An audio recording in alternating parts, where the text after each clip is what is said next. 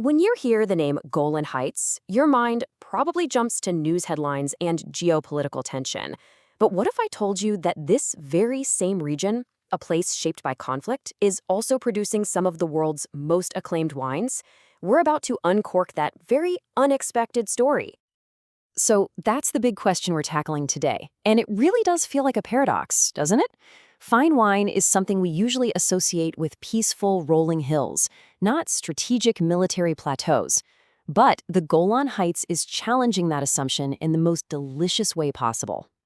And this quote right here, it gets straight to the heart of it. This isn't just a story about grapes and soil.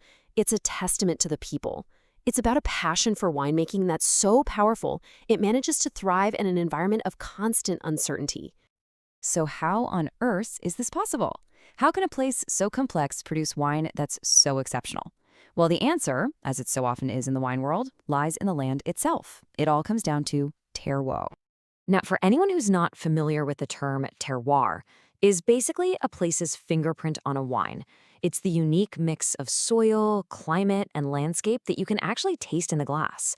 And let me tell you, the formula in the Golan Heights is truly one of a kind. All right, let's break this down.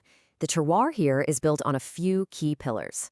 You've got high altitude, a volcanic pass that's created mineral-rich soils, and that classic Mediterranean climate.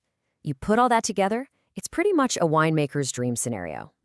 Altitude here is a massive deal. The vineyards in Golan can reach up to 1,200 meters. That's nearly 4,000 feet. This elevation means cooler temperatures, especially at night, and that is absolutely crucial because it lets the grapes ripen slowly, developing complex flavors while holding on to the fresh, vibrant acidity that makes these wines so incredibly elegant. And just to put this in perspective, let's compare it to another famous high-altitude region, Mendoza, Argentina. You can see the similarities in elevation, sure, but the critical difference is the soil.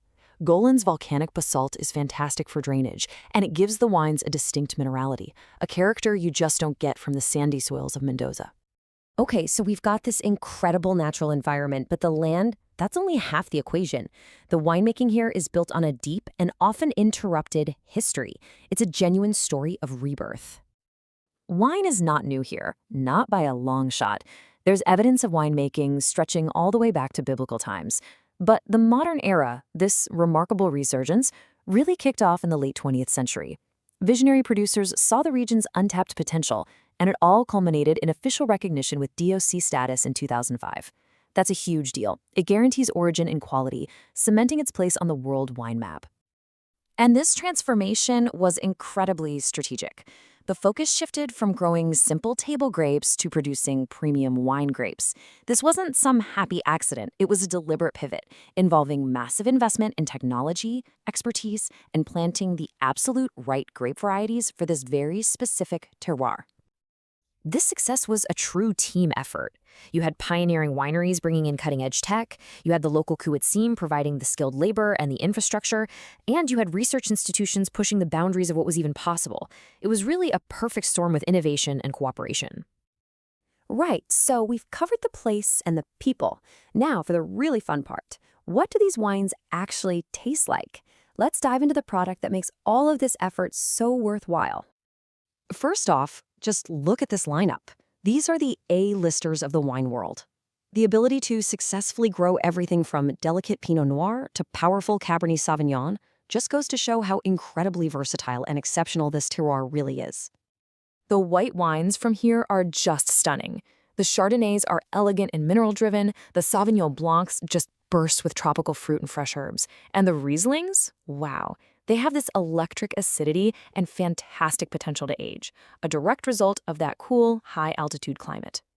And the reds are every bit as impressive. We're talking bold, structured Cabernet Sauvignons with dark fruit notes, smooth and velvety Merlots that are perfect for sipping, and these powerful, peppery Syrahs that just scream of that volcanic soil.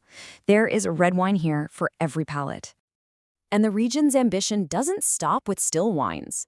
Thanks to that brilliant natural acidity in grapes like Chardonnay and Pinot Noir, Golan is quickly becoming a hotspot for world-class sparkling wines. It's just another exciting chapter in its story. So where does all this lead? The region has accomplished so much, but it's still navigating a complex reality. let's take a look at what the future holds for winemaking in the Golan Heights. The challenges have by no means disappeared. On top of the ongoing geopolitical instability, producers here face the same hurdles as winemakers everywhere: managing scarce water, adapting to climate change, and standing out in a crowded global market. Their resilience is constantly being put to the test. But they are meeting these challenges head on. The same spirit of innovation that fueled their modern rebirth is now being channeled into sustainability and research. They're betting on what makes them unique to secure their position as a world-class wine region for the long haul. Which brings us back to our central question, but with a new perspective. The question isn't just if great wine can be made here, but whether the universal language of wine, this shared passion for craft and for the land, can itself become a force for stability and hope. It's a powerful thought to end on.